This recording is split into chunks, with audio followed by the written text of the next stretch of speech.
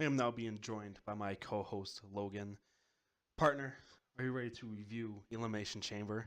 Let's open this pot up. All right, let's start on the pre-show. We had the Mirage taking on the club.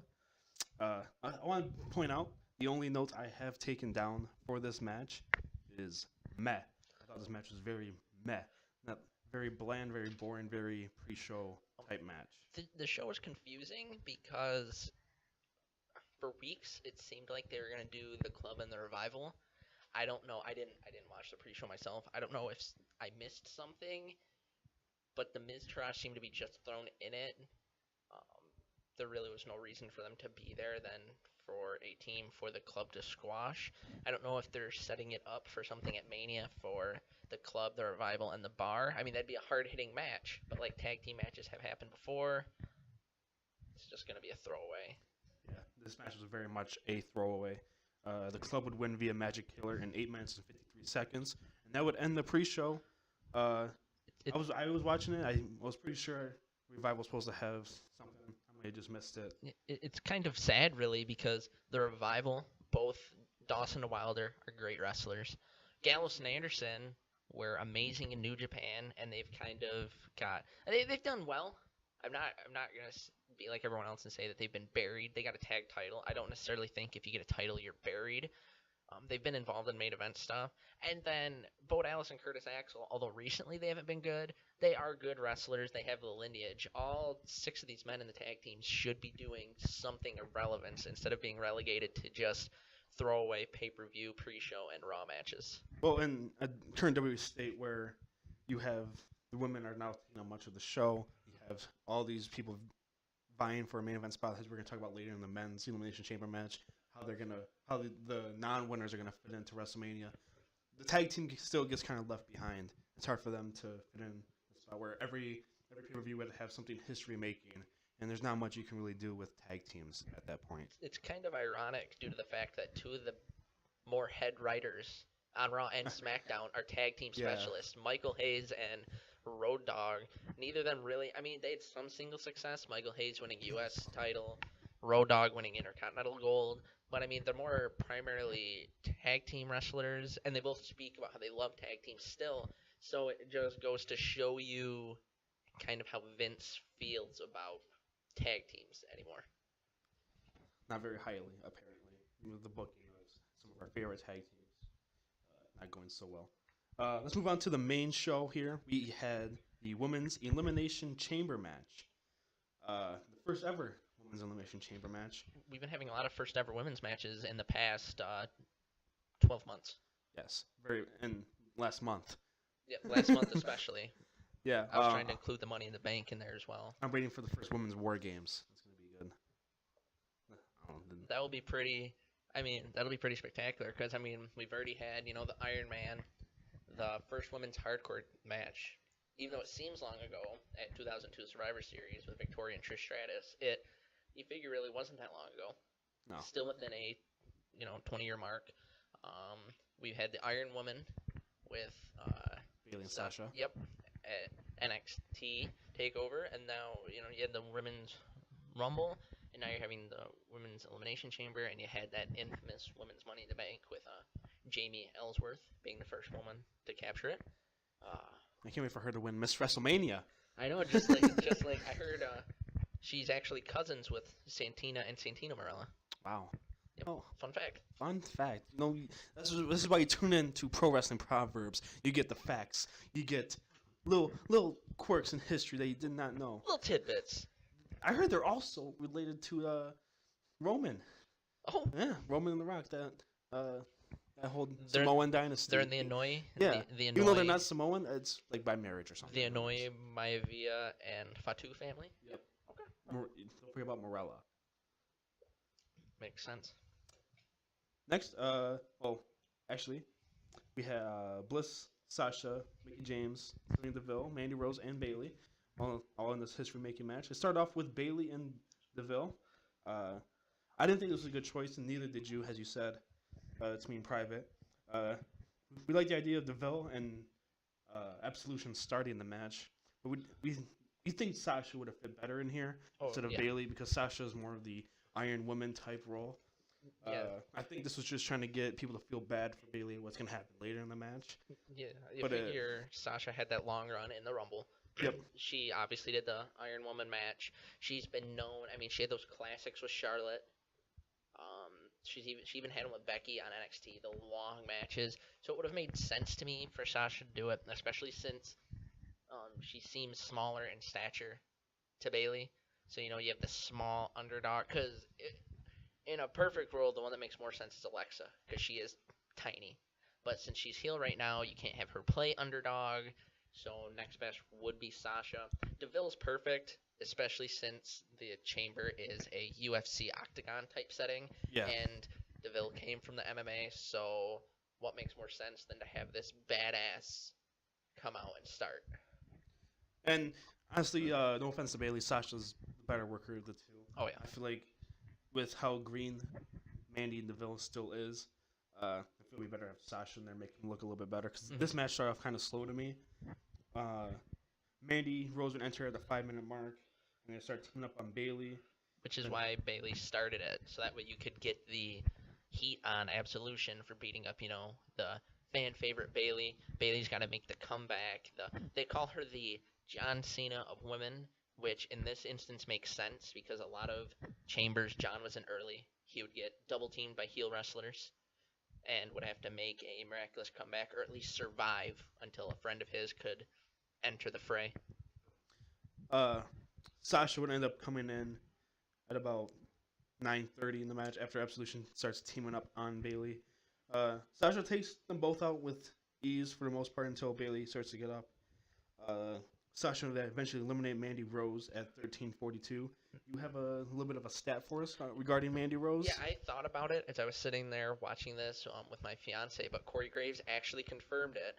Mandy Rose is the first woman eliminated in the first women's elimination chamber, and she was also the first woman eliminated in the first women's Royal Rumble. So besides her being in the record books, that also puts Sasha and Lita in the record books, as they were the ones to do it respectively. Sasha at Elimination Chamber, Lita at the Rumble. What's more embarrassing, tapping out to the bank statement in the Elimination Chamber or getting thrown over the top rope by old has-been? I feel like if it would have been someone that wasn't Lita, like, it would have been a little better. I feel like getting thrown over the top rope by, you say has-been, some considered legend, is big in its own, especially since Lita was one of them Mandy Rose gave credit to. But still, Lita, I mean, they didn't mention it, but I know at the Women's Rumble, as we were watching it, we questioned Lita's neck. Yes, she almost broke it. Yeah, she was on the no contact list for a long time. So the fact that she tossed Mandy Rose out with ease, and Mandy Rose is supposed to be this, supermodel slash weightlifting looking woman, so she obviously has muscle, she's got agility, stamina. I think tapping out to the bank statement, especially since she came in after Deville and Bailey, so we'll see where Mandy goes. It seems if Mandy and Deville continue to team up, that Mandy's got that road dog role where she's gonna get pummeled and have to get the hot tag to Sonya, who will then win the match for him. Mickie James would enter the match about a minute later at 14:35. At this point, Bailey and Sasha are still working together as a team. Mickie James, even though she's starting to wear down a little bit, she still looks pretty good in this match. She would end up eliminating Sonya Deville by a top of the pod dive at 17:30. Not sure what to call that. She just kind of fell on top of her, tried to do a Luthez press. Yeah, it was like a weaker, less crafted version of a Luthez press. Kind of reminds me, and no insult to Mickie, no insult to Jim, but if you remember when Jim Ross would wrestle a couple times, that was his finisher because it was kind of like Stone Cold's Luthez. Kind of looks like that. Kind of just fell on her. Using that body weight. Yeah, yep. But Mickie James wouldn't last too much longer after this, as Bailey would eliminate her at 17:50 via Bailey to belly. And this one, Alexa would enter in 1925. Interesting note that Bailey and Sasha were still working together. They were decided to recuperate during the match until Alexa decided to enter. Then Alexa started running away, climbing the top of the cage, until eventually she got on top of the pod and they cornered her. Sasha started helping Bailey up onto the pod, and then eventually just kicked her right off. It was quite telling that something like this would happen because on Sasha's Twitter she actually tweeted, I don't remember if it was a GIF or just a photo, but of Scar knocking Mufasa off and the long live the king, except she put long live the queen. So it's kind of I don't know, it was in a way beautiful that she did it just because it was a nice callback to it, and but at the same time you feel for Bayley, someone who, you know, no reason to really turn on her except for the fact that she's doing better. I'm wondering if they're going to go the route of Eddie Guerrero, Rey Mysterio, where they were a tag team for so long and then Eddie just started getting jealous and jealous, not at the success, but at the fact that for as good as he was, he could not beat Rey. So maybe Sasha's at that point where, as good as she is, she's never, as far as I know, beaten Bayley in one-on-one competition. Maybe in their early days in NXT, but nothing towards the end or even now. So I'm thinking that's where this is going. It's leading for Sasha to maybe finally pick up that W. I don't think there's a lot of speculation online that Sasha or Bayley's going to turn heel. I do not think that either are officially going to turn heel. I think that Bayley's just going to get tired of Sasha. Yeah. And she's eventually going to stand up for herself. It's going to You've used the phrase before, and we've talked about this, friendly competition. Nothing like good friendly competition here on Monday Night Raw. It's going to be like what? At the end of the Iron Woman match, didn't they hug? Yes. Even though they hugged at the end of every match they were involved in that brutal feud, that long-winded match, but at the end, you always got to hug it out. Just hug it out. Sasha and Bayley start turning on each other. This would eventually lead to Bliss taking advantage and eliminating Bayley via a roll-up at 25 minutes. This match, I think, really made Alexa Bliss a star. Oh yeah. She looked great in this match. There was there's a sequence of moves where Bliss hit her top rope finisher, the Twisted Bliss. Yes. And then after a little bit of, it kind of reminded me of when cartoon characters start fighting and you see the cloud of smoke. That happened with the two women, and then Sasha ended up getting her, is it the bank statement? Yep. Locked on Alexa, and then she had to roll her, because the announcers throughout the entire match, they usually don't emphasize it this much, but has to be in the ring, can't be on the steel, has to be in the ring. So pad. Yeah. It's not steel anymore. so Sasha rolled her into the ring and still had it on, but then Alexa managed to roll her, get her up, and push her into the turnbuckle. And it was just a great sequence. There's no stopping. It was all fluid, and you could just see how much effort and time these two women have put into wrestling since joining NXT when they both did. Yeah. Like you said earlier, Bliss looked great in this match. Absolutely fantastic. Sasha, Bayley, Charlotte, Becky, all those NXT women that got called up.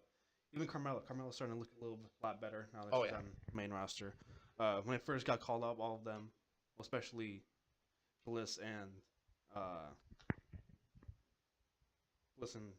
Carmella, they just the actual absolute improvement they've had is something to watch. And Bliss would eventually win this match at 29 minutes and 38 seconds.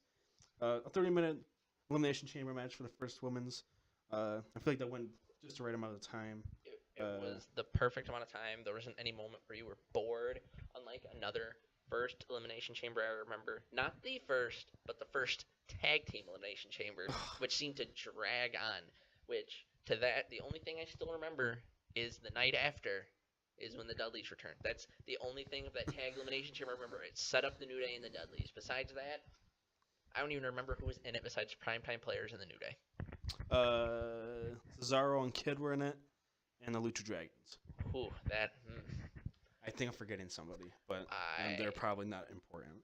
And everybody's going to comment who it is because they probably are pretty important. We're just not remembering them. Yeah, I don't have the slightest idea. Okay.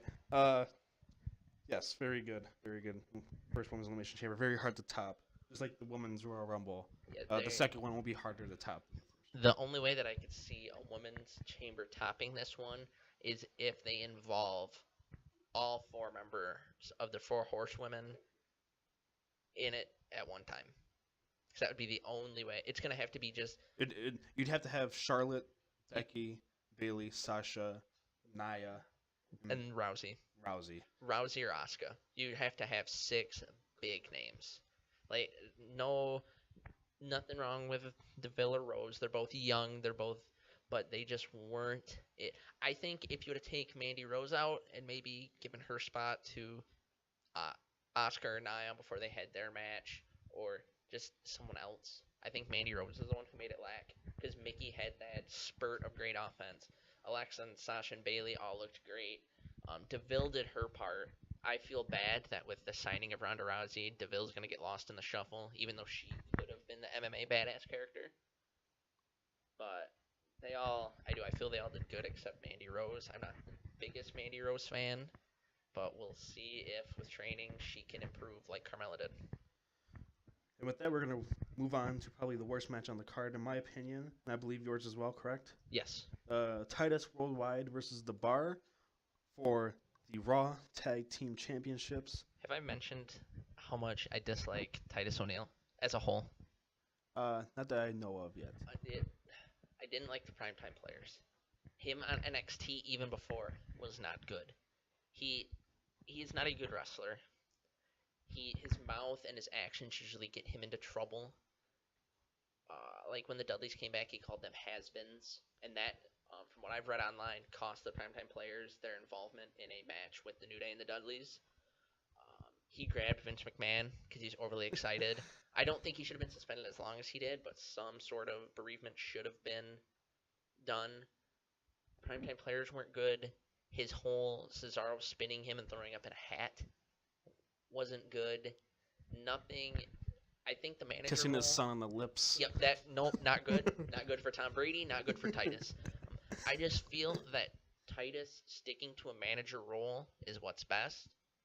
I don't think they should have. It seems they were putting him with misfits, like Akira Tozawa and Apollo, people that the backstage wanted to do well, but they just don't know what to do with them. Yeah. I think it would be better if you're going to go the misfit route. He should have just managed Heath Slater and Rhino. Because could you see Heath Slater, I got kids, man, and then Titus coming up behind him with his big voice, he got kids, man. Do I kiss them? Exactly, it's what he needed. But instead, you've got, Titus and Apollo, who they're missing the mark. They took Apollo's last name away. Why don't you take O'Neil's name away? Call him, I don't know, the Olympians or something. Titus and Apollo? Yeah, change Dana Brooks' name to Athena. She already looks like a Wonder Woman type thing. Boom, book it. There it is. It's better. Logan fixes all of these problems here on PWP, Pro Wrestling Proverbs. But, yeah, the match was not great. This is a throwaway for the Bar. This was very much. This is just a filler match to their Mania match. Another tag team that I feel could be doing more. Cesaro, wonderful. Cesaro, obviously a hard worker, had his teeth knocked into his gums and finished the match. How many others would have finished? Not Big Cass. No, Big Cass didn't finish his match. Oh boy. Sorry. Enzo Amore just walked in the room for a second. I had to get him out here. And then Sheamus, a Grand Slam champion, former Money in the Bank, former Royal Rumble, and former King of the Ring. He's done it all. Now that I think about it, he needs the Intercontinental title, and then he's up there with Edge. Yeah. Sheamus very. Him and Edge are appreciate him on his achievements. Future Hall of Famer for sure. Definitely. You can quote me on that. But Put that on our Twitter bio. The Bar and I almost called them PTP, but Titus Worldwide was not a good match. There's nothing impressive with it. But the sad thing is, with it not being a good match, it was probably Titus's best match of his career. Yeah, it was. I think Apollo had a really great match as well. I think it really showed his strengths. That's the note I took down during this match. But other than that, I don't even think we should even cover this match. No. The Bar wins at 10 minutes even. Yeah. It should have been about 3 minutes. I think it should have been like beginning. Should begin with Titus just getting his head kicked off or something. Just completely throw away this match. I don't think they expected it to be this boring, but it was. I secretly think that the reason Apollo is with Titus Worldwide is he's getting to be in a tag team, so he's getting to have these good spots, these good matches. And I'm thinking they're hoping that this tag team platform elevates him. and then they can just dump the tag team altogether. I hope it's sooner rather than later. The call up for Apollo was a little soon. I get why they did it. He was athletic. Yep. Crowd was behind him, but they should learn that just because the crowd's behind you in NXT, Full Sail University is a whole different crowd compared to the rest of America. We would call them Bizarro World, Yes. as they like to call crazy crowds. So let's just move on here to a much better match. Asuka versus Nia Jax. I will say before the match, there's a great video package showcasing this setup of Asuka, the undefeated Asuka, facing the big irresistible force, Nia Jax. Whoever has been working on the video packages from Raw 25 onward, brilliant job. Brilliant. These packages, they get me into the match. Like Asuka and Nia, I was excited for her. But I mean, we'd seen Nia have almost the same match with Everybody. Bayley, Sasha. Yeah, just It's every Nia. That's what I wrote down. Every Nia Jax match ever. That's how you can explain. That's how you can describe this match. Nia beats the person up. The person gets a little offense, then tries. Puts them in a guillotine. Yeah, well, the person tries to do a flip or a slam, and then with the flip, Nia drops on him. With the slam, they can't do it. Nia beats on him some more, and then they either start working on a limb or they get a guillotine, and then they just keep going back to it until they either make her tap or get a roll up out of nowhere. That's pretty much a Nia match, but even going into knowing that, the video package made me excited. Yes, just how we described this, how this match went. Nia Jax dominated early in the match, hitting all of her big moves, power slams, etc. Asuka kind of turned around. She got some leg kicks in, put a guillotine on, worked her down. More leg kicks, more knee kicks, then power move. And every time Asuka started to get going, Nia Jax would cut her off. But Asuka, I think Asuka got a lot of Nia. This is one of Nia Jax's best matches on the main roster. My second favorite Nia Jax match, outside of that fatal 4-way a couple months ago. Yeah, I will say, it's bad to say, but I got down on Nia after her NXT match with Bayley. And because, like we said, they do the same formula. But the thing is, they made Nia... I get Nia was supposed to be a young talent there. But they made her look so dumb. Because Bayley had her in the guillotine. She'd get Bayley off her. And then she'd bend down to Bayley. And then Bayley would be able to get the guillotine again. And this happened 3 times. Like, I get it. She's supposed to be new. But you don't fall for that. You don't. Yeah. Even the dumbest stump would know not to do that. And ever since I had been down, but that fatal 4-way, I tweeted about it because she took some nasty bumps. Yeah. You saw her head hit the floor a couple times. Fuck. I mean, even in this match with Asuka, when I call it a Vader bomb, I don't know what she would call it, where she tried coming off the top rope, Asuka moved, her bottom hit the mat, her feet didn't stop it, and it was a solid hit. And even she felt that. Yeah, one. I was watching it. Like I said, I was watching with my fiance, and I even said ooh, and she even questioned how people do that, and I had no explanation because I know even jumping into a pool, if you go ass first and you hit right, it stinks. Yeah. So Asuka eventually win via roll up. This match clocked in at 8 minutes and 5 seconds, I believe. Very, very good match. Asuka, the MVP of this match. She'd eventually get jumped by Nia after the match. Very brutal. Gets speared through the barricade. We'll have to see if that effect lingers on Monday Night Raw and what they're going to do with Nia come WrestleMania. Yeah, well, now that she's not in the triple threat match. Yeah, because if you assume that since there's 2 divisions of women, that Rousey's going to be on Raw. But if you ignore the Rousey match, because you know it's going to involve Stephanie and Triple H somehow, it's been set up since 31. Yep. So each division of women will probably have 2 matches, whether it's on the pre-show and the regular show or what.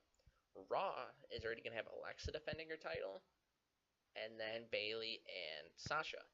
So yeah, where does this leave Nia? Is Nia going to somehow be in the title match even though she lost? Is she going to jump to SmackDown and maybe face Charlotte? Is she, I don't know, gonna challenge James Ellsworth for his intergender championship? Well, we have to wait and see about that. Because Nia right now does not have a clear road to WrestleMania, as that's kind of key word WWE is using recently. And the road is blocked. Too bad that pay-per-view is no longer in existence. Thank God. Let's move on to our next match here. Woken Matt Hardy versus Bray Wyatt. We have some pre-match shenanigans. As Matt makes his entrance, starts laughing, doing his thing. Bray Wyatt's transition hits. Tries to teleport into the ring, but Matt Hardy teleported out already. Only his jacket left in the ring. Only his jacket left in the ring. Bray starts looking for him. Because all of a sudden you hear Matt's voice and you start hearing him sing. If you watch TNA during the time of the Broken Universe, you know the song Obsolete. You start hearing him say how Bray is going to be obsolete, and Bray's looking under the ring, looking behind the announce desk, looking in the ringside area with his alleged bae, JoJo. But he's looking in all these areas, which, to give Bray credit, is pretty smart. Normally when you hear voices, the people just staying in the ring like, duh. But he looked everywhere Matt could have been. But Matt still got the upper hand when Bray was looking under the ring. I could not tell when watching it where Matt came from, if he came from the crowd, if he came from the other side, what happened. But they did a good job of keeping the mystique. Yeah. That was basically what happened before the match started, is everything really need to know about this match. It was basically every Matt Hardy Bray Wyatt match you've seen already. Yeah, I will admit, Matt, during his single run, this was probably his better match. He's starting to look better with moves more than just his finishers. Like the side effect, the leg drop, the elbow, and the twist of fate always look good. Yeah. But the other moves he did in this match looked good too. Matt and Bray are gelling together, which is good because this is going to be dragging out. Oh yeah, until Mania. This is going to go to Mania. Still match. I'm not saying the match was bad. It was a good match. It's just we've seen the match before, and it's a smooth match. It's a pleasant match to watch. Yeah, it is a good, because there's a lot of good spots for reversals. Like the side effect could go into Sister Abigail go into side effect, etc. I'm sure Bray could do something when Matt comes off the top rope. The twist of fate, Bray could turn into the Uranagi.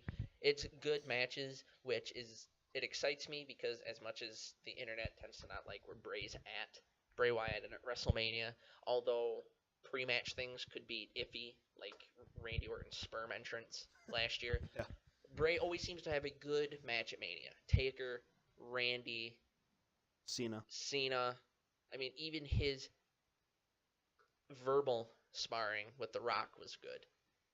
The match with Eric Rowan was not, but the verbal sparring it showed Bray's character. I just hope at one point Bray starts getting his wins back, or if he continues to lose, at least wins when it counts. I think after this program, I think Bray is one of those guys who could benefit from just going away for a couple weeks. Yeah, do like the Undertaker used to, where Undertaker would take losses from, I'm trying to think of a good span of them, the $1 Million Corporation and Camp Cornette. So Undertaker would lose to Yokozuna, King Kong Bundy, Mabel, Luger, take time off, and then come back and get all his wins back.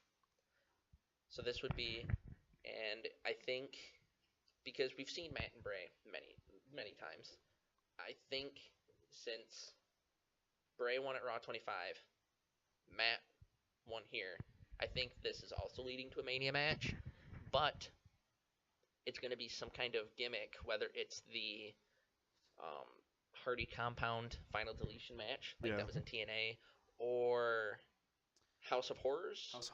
It'll be something along those lines, but you can't do House of Horrors because Randy burned it down. But I'm sure there can be something which... They can go to that one, go back to the open field where New Day was. That would... was that I don't think that was the same place. No, which they could always connect to. Hardy and Wyatt live next to each other. Have their respective houses. Have Bray just sit up, neighbor. Yeah, have Bray just sit up in the dirt where the house used to be. Exactly. It would be. And I also think that this will be Mania. Will be the return of Jeff Hardy, Brother Nero. I thought it was gonna Mania day after. I thought it was going to be a Chamber, to be honest, because usually Jeff would sing Obsolete because he's the singer. He has his own band. He used to sing his theme in TNA. So I thought maybe he was going to appear in the Titantron singing it, distract Bray, do a little shenanigans. But I think it's soon. I think Brother Nero and Brother Matt are going to They're going to be a tag team once again. I think it would be beneficial after this match, when the Superstar Shakeup supposedly happens, for either Bray or the Hardys to switch. Probably makes more sense for the Hardys, because then you can give one of them a heavyweight title. Yeah. They're not getting that Universal title off Roman. No, and it's funny to say that the Universal title is the important one, considering the other one is the title. But yeah, it's just it all depends on who's holding it. And yeah, who they want to be important. I think the title. Maybe that's why they had Jinder win it, so it'd lose importance. Matt started the match. He had the crowd engaged through everything. The crowd started to get bored anytime Bray Wyatt was on offense. Yeah, I felt it was a little disrespectful. Like, you might get bored with him, you might not like him, but he still does well. There's no need to chant Beach Mall. There's no need to chant Rusev Day, although Rusev is a hot commodity. Just let the match develop. Not every match is going to be boom, boom, boom, boom, boom, spot. Yeah, that's just the world of wrestling we live in. It's acrobats. Yeah. Like, especially in the main roster. Spot. Crowds anger me. I mean, we've discussed it before on NXT. I want to say it was Enzo did a hip toss one time, and the fans just blew up. Like, oh my god! It's a hip toss. Yeah, it's the first thing you learn in wrestling school. Yeah, like there's some things you should get excited for, and then there's others you shouldn't. But crap, people say social media is what's ruining wrestling. I think it's crowds. Yeah, the fans are the ones. Certain fans are the ones ruining wrestling. Matt Hardy would win this match via twist of fate. This match collecting at 9:57, 10 minutes. All these matches are coming in around 10 minutes, which is besides the chamber matches, which I think is a good amount of time allotted for all of them. Oh yeah, it gives time to develop. It gives time for each person to either attempt to hit their finisher or hit their finisher. They get their stuff in. Yeah, like I said, Bray got his corner clotheslines that he does. He got to do his spider. He got his Uranagi. He tried a Sister Abigail, but just like in the video game, he didn't kiss Matt, so it didn't work. Now we're gonna move on here. Probably the second biggest main attraction here to the pay-per-view. The Ronda Rousey contract signing, the biggest thing apparently WWE's ever done. Yeah, they made a huge deal.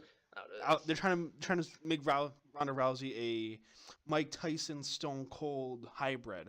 Oh yeah, anti-authority but baddest woman on the planet. Yeah, the difference is, although Tyson lost to Buster Douglas before he came in, Mike Tyson could probably murder you with a couple punches at the time. He was still threatening. That was before the tattoo. That was before Don King manipulated him. He was still a badass. Rousey, on the other hand, she's gotten beat twice. Kind of definitively. Oh, she didn't. The man that knew this fight, she didn't put up a fight. I think Holly Holm got the best of her. Yep. There's no way she could have won any of those fights, I believe. No. But she's coming in, WWE again, striking when the iron's cold. Yeah. The only celebrity in recent memory that I think they've done correctly, there's two, actually. Brock, when he came back, was a big one.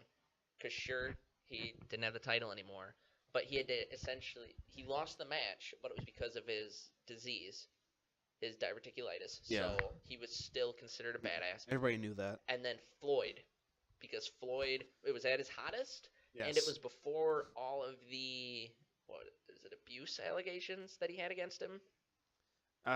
He had some sort of... It was abuse allegations, and it was before that. So he was considered a fan favorite because it was before he got too many wins and before he started.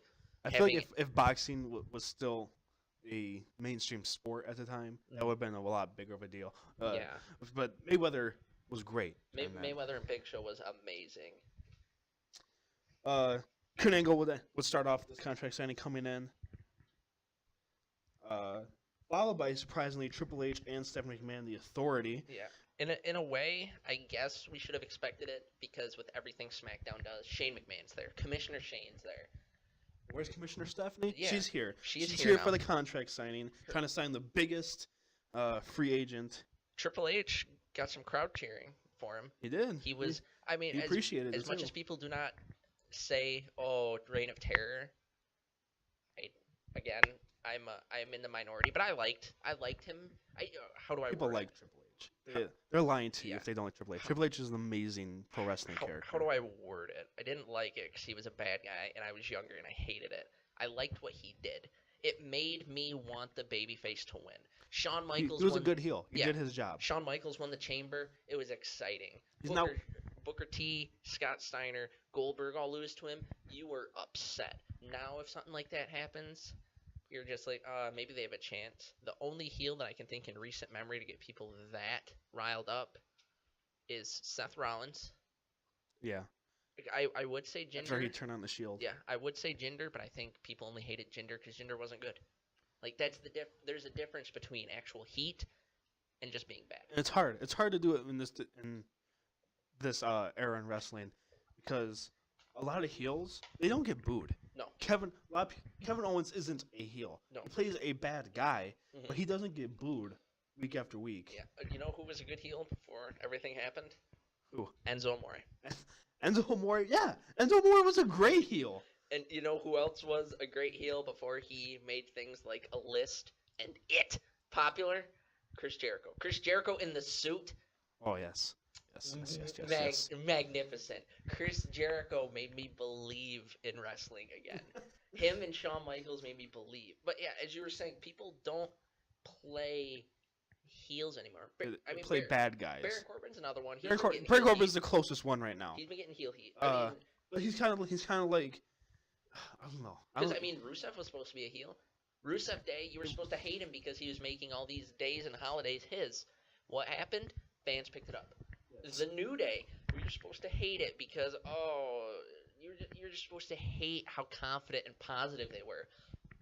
They have some of my closet is full of their shirts. My sock drawer has 3 different pairs of New Day socks. I plan on getting their book they put out. You want to see them.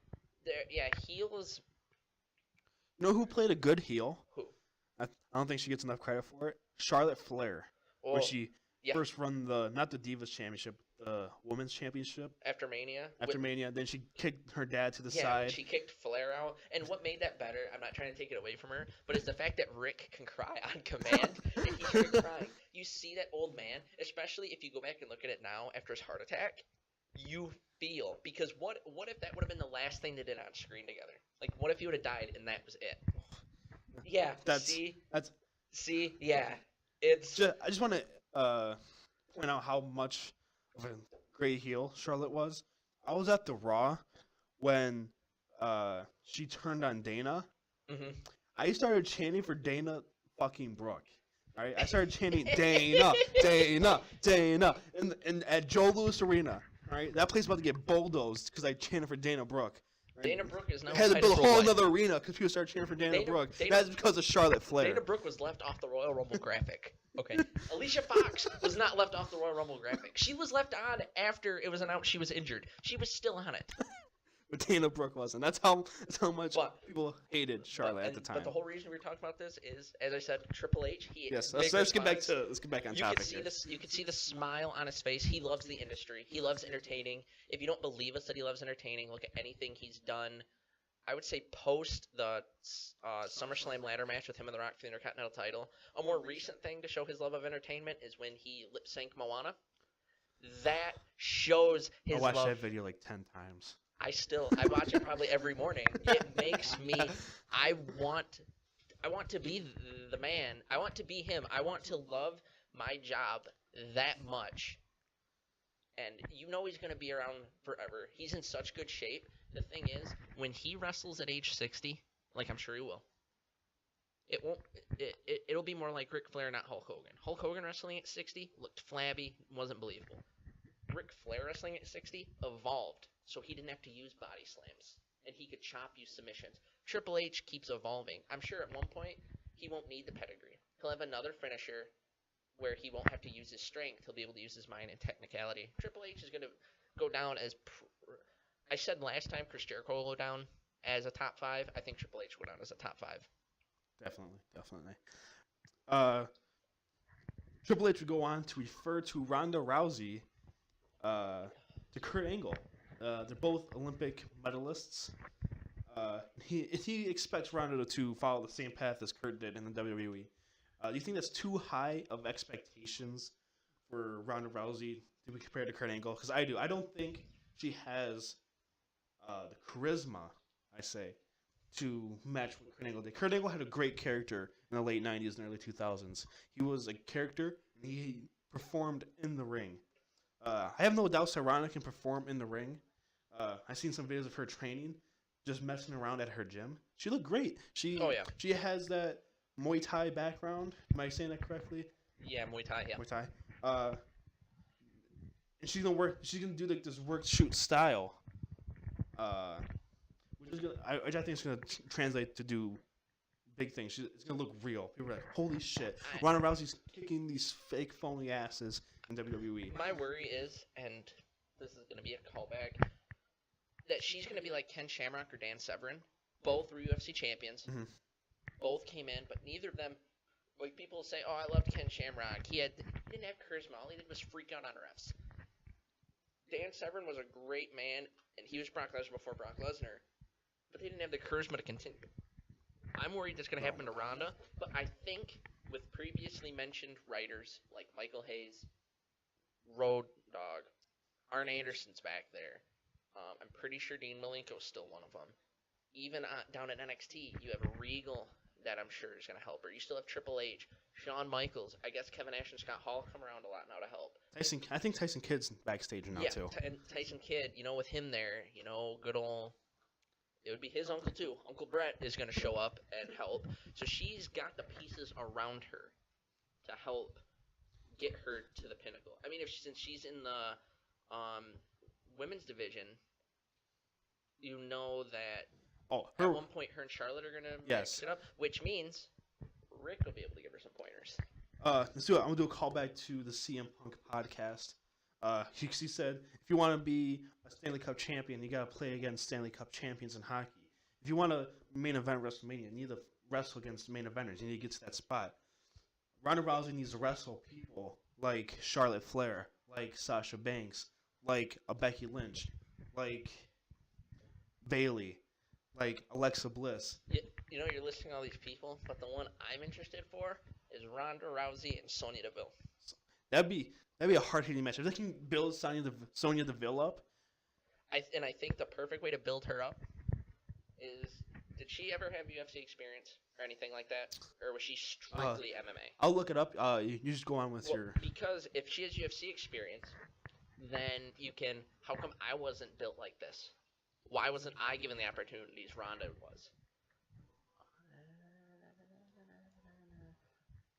Okay. Doesn't look like she did UFC, but she's got that MMA background. Yeah. She only had a couple MMA. She was 2-1. Yeah, she didn't. No UFC experience. Okay, but still, she has the MMA background. Essentially, at this point, I'm gonna make a comparison. Ronda Rousey, or Brock Lesnar, is to Bobby Lashley what Ronda Rousey is to Sonya Deville. Yeah, and we never got Brock and Bobby. Nope, there's a chance. Not yet. Anyway, there's a chance. Depends if. But we'll probably get Ronda Rousey and Sonya Deville because Sonya Deville probably can get fed to her in one of these upcoming Raws. What if they did an MMA stable? Bobby Lashley, Sonya Deville, Ronda Rousey. I'm sure there's other MMA guys they could. Shinsuke. Shinsuke was in Pride. Yeah, Shinsuke. If only Del Rio would have stayed.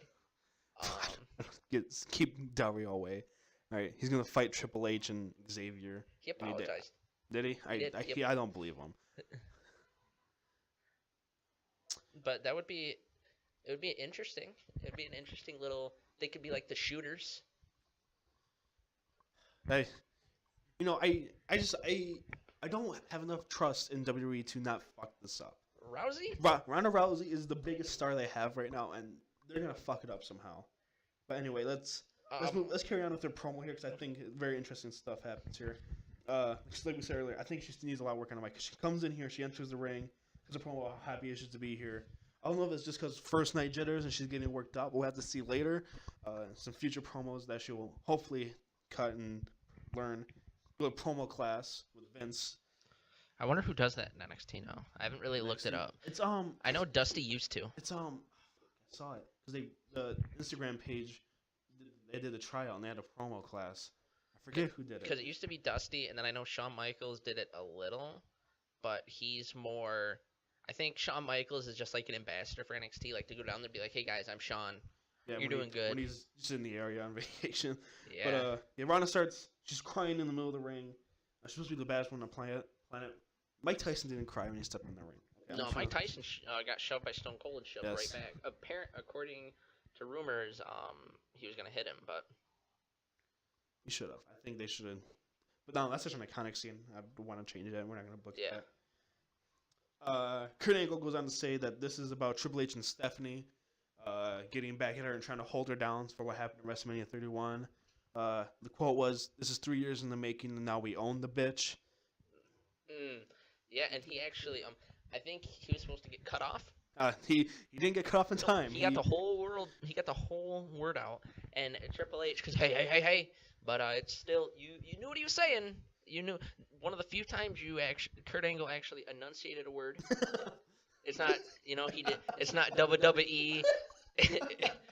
Kurt got the word out. He said bitch, but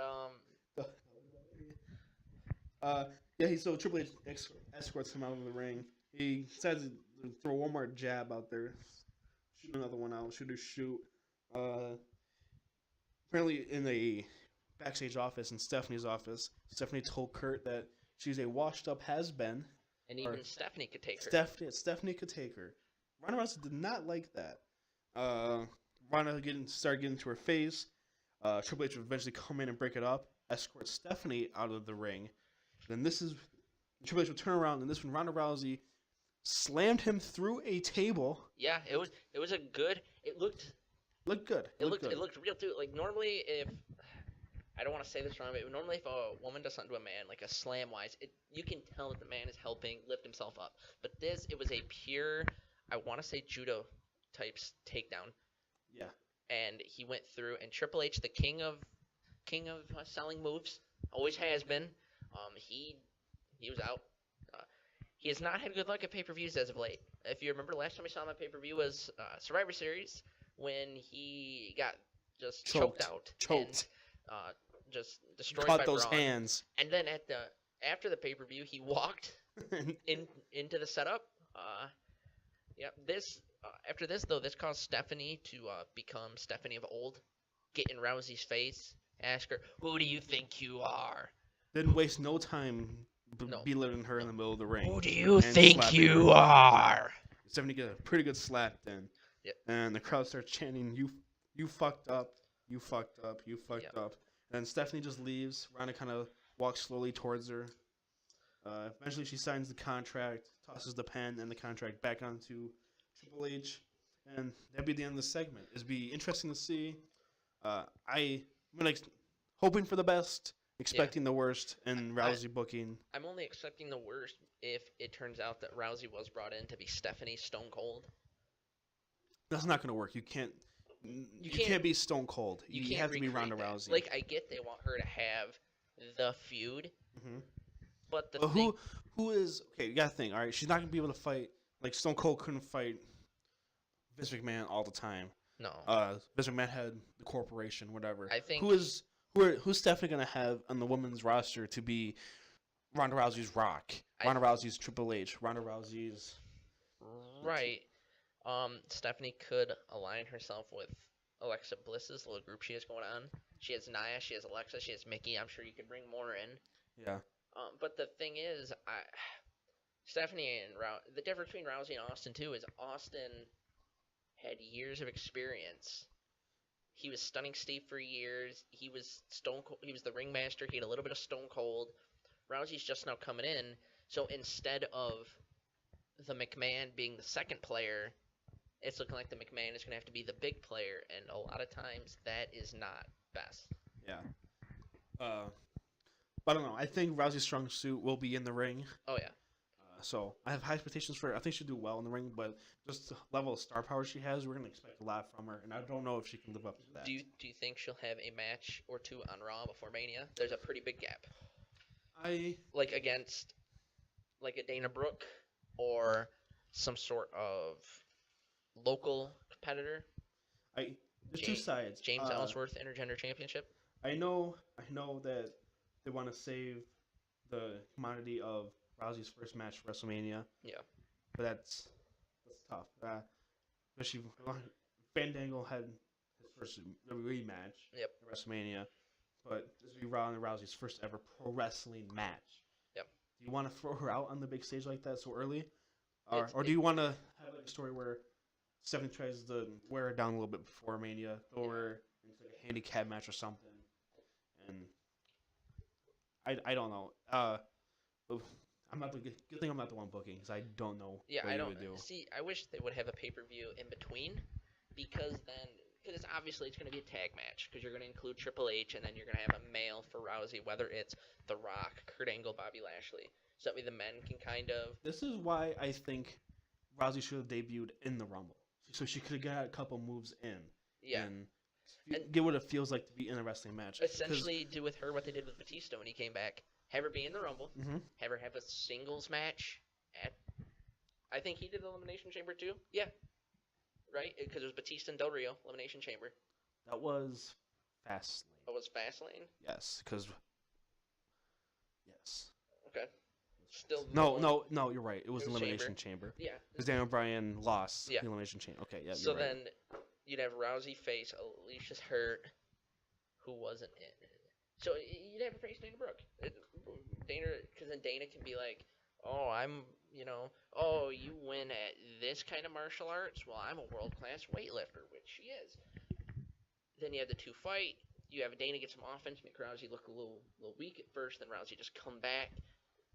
And then it's a setup. They even do it when people come back. When The Rock came back, he had a tag match with John against Miz and R-Truth. You can't just come in. When Rousey gets in the ring, she's going to be nervous. She's going to be excited to be out there. That first bump is going to be the hardest one to get through. She might hurt herself on it, and then wrestle well. I think you should just try to get on a smaller stage with not 90,000 people watching her. I would hate for a first bump to injure her from Stephanie, because then that'll be worked in week after week after week. I injured the baddest woman on the planet. A McMahon did it.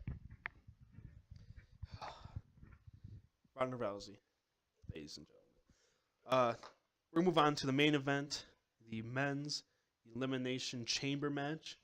Start off with an Elias concert, as always. Those never get old. I love those. At first, nobody wanted to walk with Elias, but everybody wants to walk with everybody wants to walk. And my favorite part about his concerts now are, if you guys don't stop booing me, I'm just going to go into my pod right now. And then they keep booing, and it gets louder. And then he looks around and, well, actually, I just reached the right pitch, so I think I'm going to continue. He finds a way. It's like what the Honky Tonk Man used to do. Oh, if you guys don't want to hear my new song, you better stop booing. And then they'll keep booing it. Well, I'm out here with my guitar anyway. Might as well give you it. Elias is another example of a good heel right now. Because even though people want to walk with him, he still gets that booing response. And it also sets up who's ever interrupting him to get a big pop. Interrupt him, like Braun did here. Yeah. Braun comes in, gets a big pop. Elias runs into his pod. We had Cena, Roman enter into the pod, and then we start off the match with a triple threat. This is the first ever 7-man Elimination Chamber match. Yeah, all 7 men. All 7 men. Good. They all bring something to the table. Yes. All are good workers.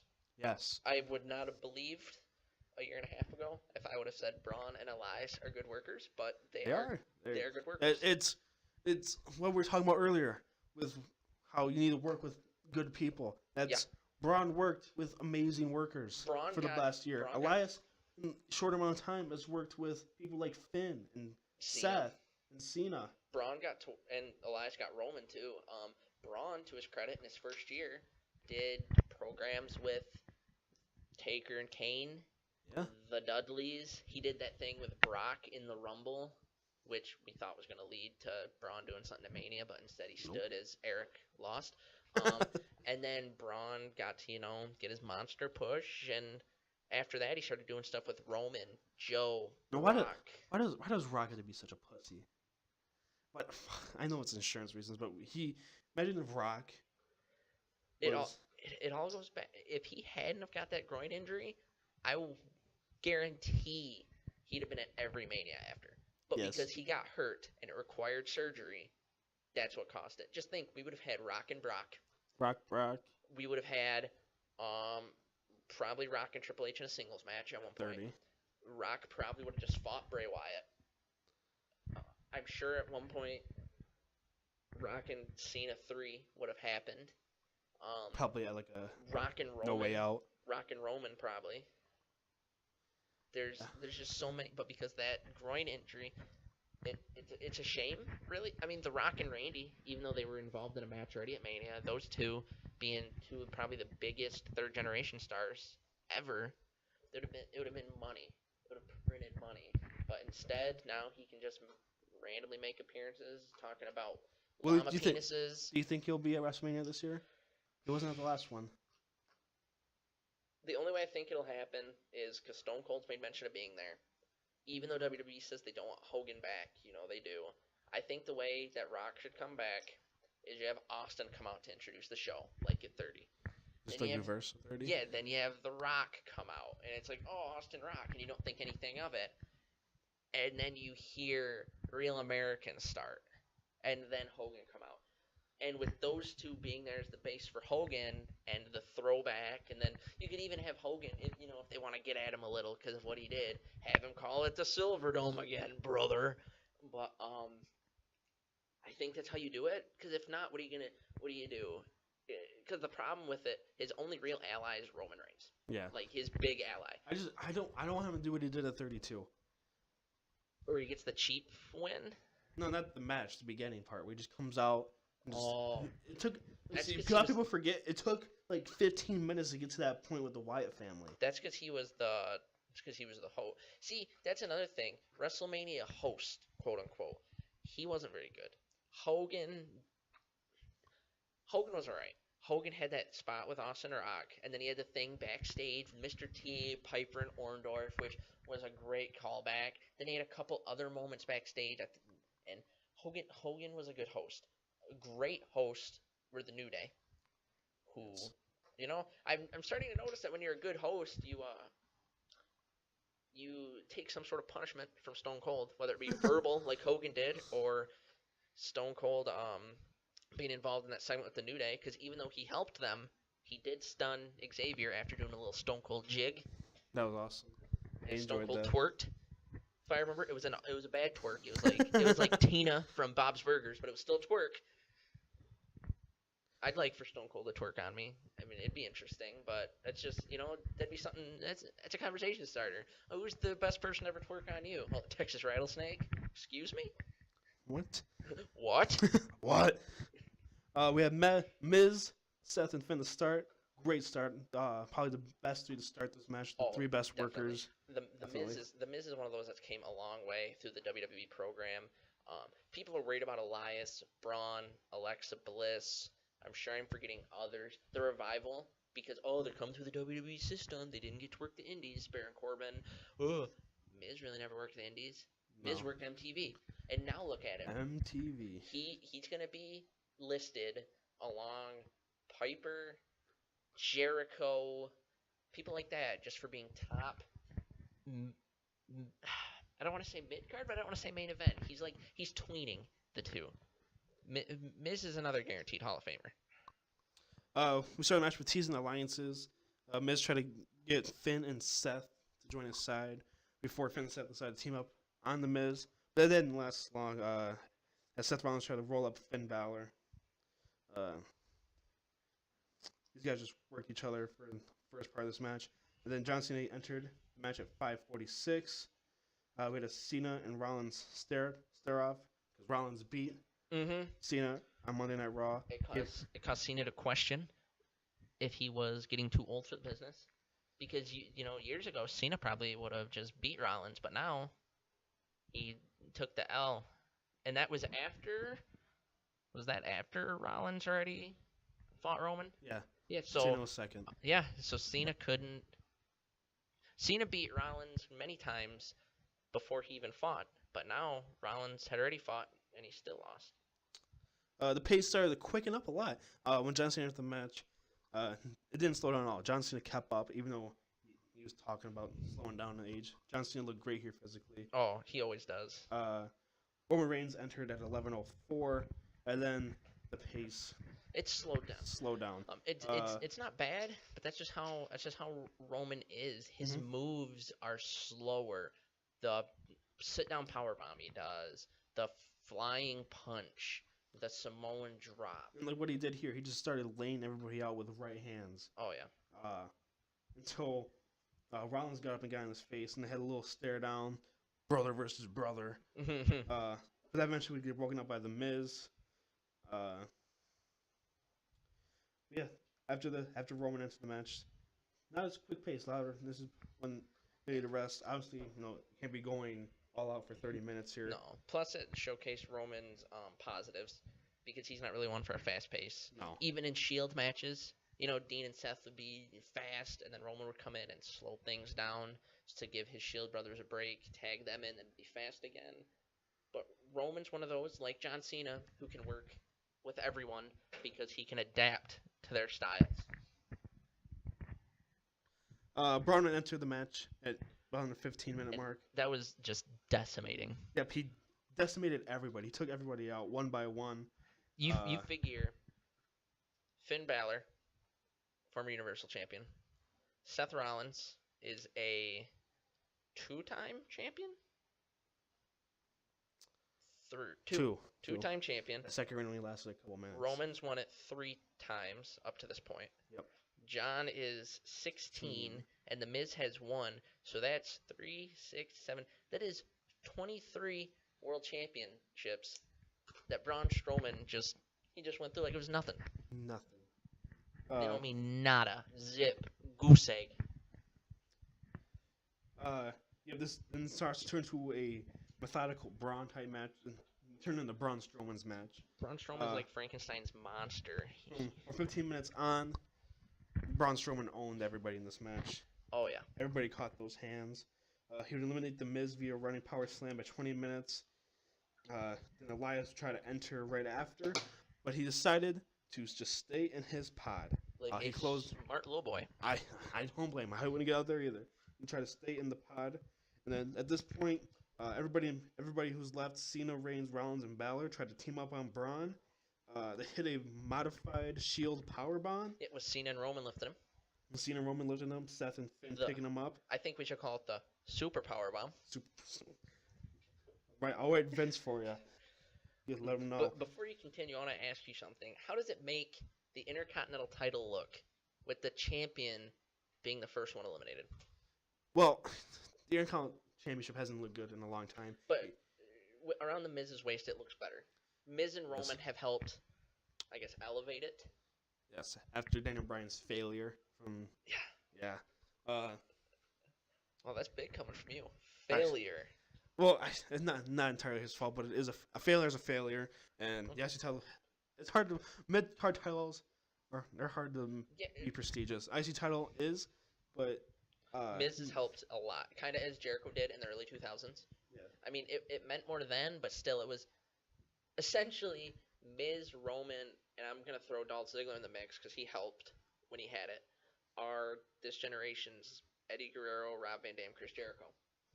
I think Miz in this match in the IC title is just a victim of circumstance. So if you look who's in the match, you're not going to eliminate Roman, obviously. Now you eliminate Cena early. No, you're going to keep Seth so that way you can have Seth. a Shield team up. And then Finn, Elias isn't in the match, and they're still trying to push Finn, even though they're not sure what they're going to do with him. They're still making him look strong. That's true. Then Dave Meltzer was the one who reported it, that we're going to see the setup for, if it happens, Miz and Strowman here. Do you think that this is going to lead to anything? Because to me, the perfect lead up for Miz to Strowman would have been the Miz Taraj somehow getting involved, getting Strowman down. Miz gets the pin on Strowman. Wow, upset. But with Strowman just getting him out, I think they can still do that on a Raw later, like where Braun still wants to get in the match, and he's like... Because I say at this point, you're not going to have Miz come out and be like, you know what?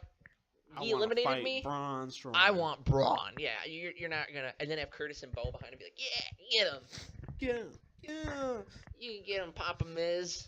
After the modified Shield power bomb, everybody tried covering him at the same time. He kicked out. Yeah, which is surprising. I mean, usually when everyone covers, I mean, even like Big Show, that would work. But apparently Braun is bigger than Big Show. John Cena would A him. Massive strength. Massive. It looked like Braun was trying to dead weight it, because you could see Cena having to actually like squat and lift. Yeah. He'd eventually kick out of that. We had a spear, a curb stomp, and a coup de grace all kicked out of. I don't know why. Out of the blue, out of nowhere, Cena AA's Roman Reigns. Yeah, and for whatever reason, because it's every man for himself, and you'd think you'd want one of the bigger threats out, Seth stopped John from going for a pin. I understand they're allies. Yeah. But with Roman being probably the second biggest threat, you'd think Seth would have just, in a perfect world, would have let John pin Roman, get the 1, 2, 3. Yeah. And then he could have, as John was getting up from the pinfall, curb stomp John, and then get the 3 there, and that would leave Finn and him to fight Braun. But instead, he stopped John from pinning his Shield brother. Rollins and Balor would have a skirmish and eventually collide in the middle of the ring. Now everybody's laid out, and Elias would eventually decide this is a good time to enter the match. Elias would take turns pinning everybody. Everybody would eventually kick out at 2. Now we have everybody in the ring now, minus the Miz. Mm-hmm. Elias takes turns fighting everybody, getting everybody's stuff in. Before Braun Strowman wakes up. Yeah, the monster was awoken. Monster was awoken. Elias wouldn't last much longer after that. He'd be eliminated via running power slam at 25:55. Then not soon after, surprisingly, Braun Strowman would also eliminate John Cena at 27:27 from a single power slam. Did Cena take any other finishing move other than that? Can you remember? I don't think I have it written down. He might have here. taken like a signature of some kind, but nothing ever. I think that stands out to me. So, Cena gets eliminated by a running power slam from Braun Strowman. Braun asks, "Who wants these hands?" to the remaining contestants. Yep. Then eventually proceeds to give Rollins and Reigns those hands. And surprisingly, Finn Balor stands up in the corner, stares down Braun Strowman, and actually puts up quite a bit of a fight. Like I said, they're still making Finn look strong, even though he's undersized. It's humorous, the fact that Finn put up such a fight against Braun, but when he fought Kane kind of just walked through him. Finn puts up a pretty good fight. He goes up to the top rope, and he gets grabbed by the throat. But he eventually escaped that, hit Braun with a running drop kick, and then hit a coup de grace. But Braun, again, would eventually kick out. Braun's taking a lot. Finn would then hit Seth with a 1916, and then hit a drop kick and a coup de grace to Reigns. But Braun eventually finally catch up to Finn and eliminate him as well at 30 minutes and 45 seconds. And now we have a Shield versus Wyatt family. Yeah. This is 2014. Rollins, Reigns, and Braun left. Deciding to try to team up on Braun. Doesn't work very well. No. Maybe if all 3 members were there, but that's even questionable. Yeah, I'd say that. Just try to beat down Braun on the outside, start throwing him against the chains. And then Rollins, again, I don't know why they talk about it on commentary. I don't know why you just wouldn't take out the biggest threat in the match. Rollins turns on Reigns. Yep. Hits him with a flying knee, one of his little kicks to the guts. Then he hits him with a buckle bomb into the corner, which then will transition into a Superman punch. Really smooth move. Yep, beautiful every time it's done. Braun's up again after being rammed into the cage. Grabs Rollins, who's stuck to the cage. Kicks Braun down. Roman ends up dropping Braun in the middle of the ring. Sets Seth hits a frog splash from the top of the pod onto Braun Strowman. Then Roman and Seth try to go for another modified Shield powerbomb. Yep. Not so super this time. There's only the two of them. Yep. Braun obviously breaks out of it. I'd call it a Shield powerbomb because it's missing the D from Dean Ambrose. This is when Braun Strowman would hit a drop kick. Very athletic move. Yeah, it was more reminiscent. I mean, I call them big guy drop kicks because people like Bubba Dudley do them, where it's not necessarily vertical, but it looks as if he's sitting as it's happening, but still very good. I was surprised at Braun's athleticism, but then again, I shouldn't be because when talking about Braun before, I compared him to Bam Bam Bigelow, Bruiser Brody, a young Paul White in WCW, even a young Diesel. Braun is a very athletic big man who, if he keeps working, getting the right tools, he's going to go down as one of, if not the best big man of all time. Definitely. He eventually eliminated Braun, or Braun eventually eliminates Seth at 36 minutes and 37 seconds. So Braun has eliminated everyone except Roman at this point. Yep. Down to the final two. Braun and Roman. They have a stare down. WrestleMania sign in the background. All is good. King Kong versus Godzilla with Poro Tokyo in the back. They exchange some blows. Roman hit his signature dive for the top ropes that he hits in every big match he is into. Throws Braun into the bulletproof plexiglass pod, which eventually somehow gets broken every elimination chamber. Yep. He'd get up again. He'd eat a Superman punch. He'd then roll over into the ring and hit with another Superman punch. He'd go for a spear, get countered in the ring into a running power slam, and then eventually get countered again into another Superman punch and another spear. And Braun Strowman keeps getting up after all of these. Braun has taken so much in this match. He is really looking like a irresistible force or an immovable object, as Gorilla Monsoon used to say. Irresistible force. Well, I guess that makes him the immovable object. Yeah. He'd get hit with another spear. Roman would win at 40 minutes and 15 seconds. So Roman Reigns is now going on to face Brock Lesnar at WrestleMania. The rematch is now set, but not Braun Strowman has anything to say about it. He jumps Roman Reigns from behind after the match. Hits him with a running power slam. The crowd starts chanting for one more time. Braun listens to him, hits him again with another one. Picks him up by his bulletproof vest that he somehow can wear during a match. Yeah, D'Lo wasn't allowed to wear his after a while. No, I think they should get it off of him. But anyway, that doesn't stop. It might stop bullets, but it doesn't stop a bulletproof plexiglass as he gets thrown through another pod. Yeah. And that's how we'll fade to black on the Elimination Chamber. The match at Mania worries me because fans have been getting negative on Brock for not appearing a lot. Fans are already negative on Roman. So unless they do something drastic, I think Roman's moment is going to be overshadowed again. I think it would be good if somehow Seth got involved because it would tie up so many loose ends from that WrestleMania. You figure after that WrestleMania, Brock and Roman never really got to have their one-on-one rematch.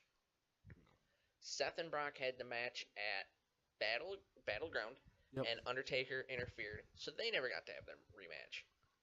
And Seth and Roman never got to have a one-on-one rematch after Seth beat Roman because Dean Ambrose not interfered, but cashed in his Money in the Bank. So this will tie up every loose end, and if it is Brock's way out, it will set up for Roman and Seth to fight at the next coming pay-per-views. Then around SummerSlam, if not a little earlier, bring Dean back into the fold. You can do triple threats with them. And pretty much your shows are booked till the Rumble. And then by then, that's when you determine Roman's new opponent at Mania. Yeah, I'm not excited by the prospect of Brock and Roman again.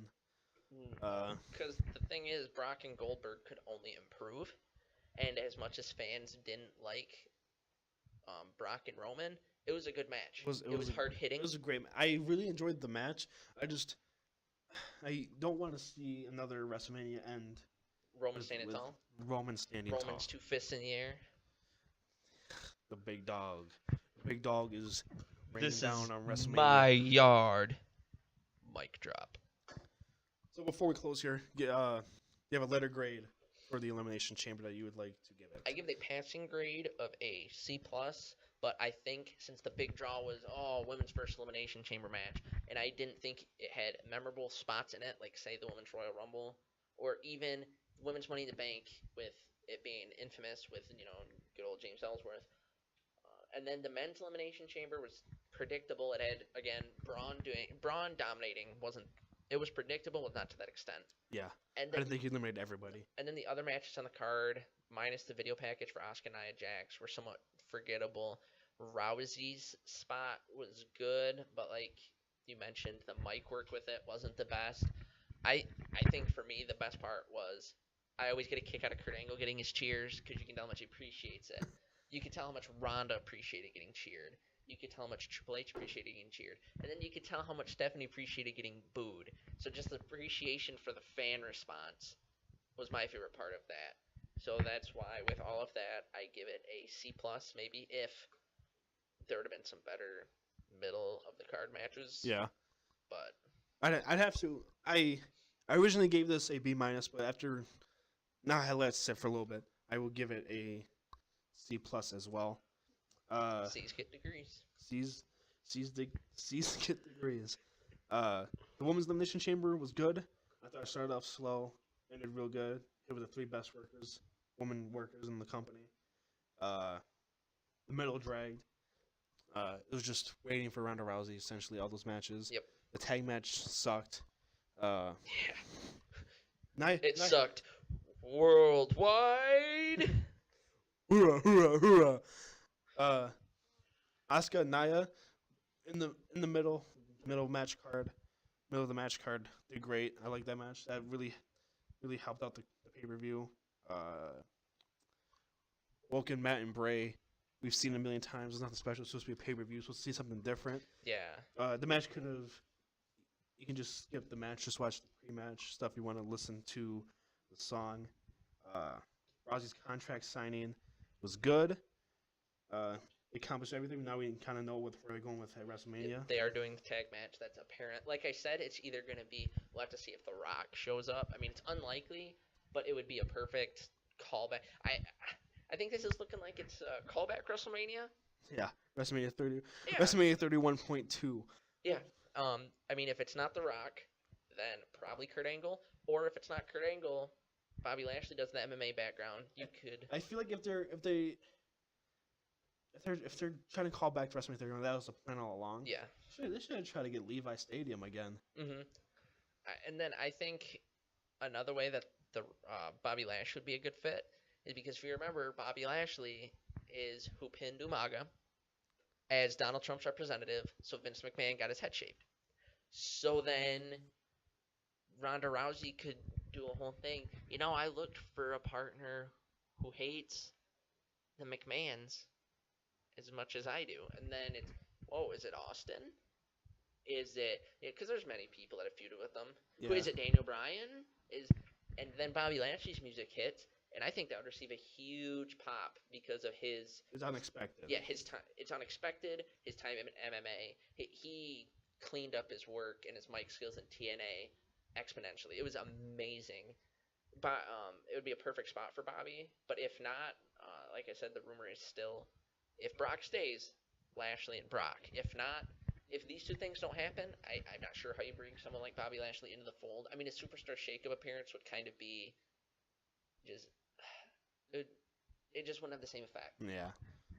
Going to SmackDown Live. Bobby Lashley, whoa. Wow. Yeah, I don't see Brock staying. He's been seen With Dana White. The night of the pay-per-view was in Vegas. And he was seen in Vegas, surprisingly, but with Dana White. So I would give it a C+. One of the best men's elimination chambers I've seen in a while. Yeah, it's been rough for the Chambers. That's probably the best elimination chamber pay-per-view in recent years, I'd say. I don't remember a better one that really stuck out to me. It's probably the best one since it's been called Elimination Chamber since the one, which shows how long it's been, where Shawn cost Undertaker's heavyweight title, and it set up, which that shows how long it's been. the final match for Shawn Michaels. Yep. With that, we're going to close out our review. We hope you enjoyed. Again, like always, if you want to support us, the best way to do that is to follow us on Twitter at PWProverbs, or subscribe to us on YouTube at Pro Wrestling Proverbs. Leave a like. Don't forget our SoundCloud. Don't forget our SoundCloud. If you can't listen on your computer, or don't have a YouTube account, or just don't like watching videos, we have an audio-only version of this podcast. You can download it right onto your smartphone at soundcloud.com/ProWrestlingProverbs. Listen to it while working out, walking the dog, walking the big dog. Yeah, working on schoolwork, working at work, or even just, getting some business done in the bathroom. Yep, make sure you download the SoundCloud app onto your smartphone.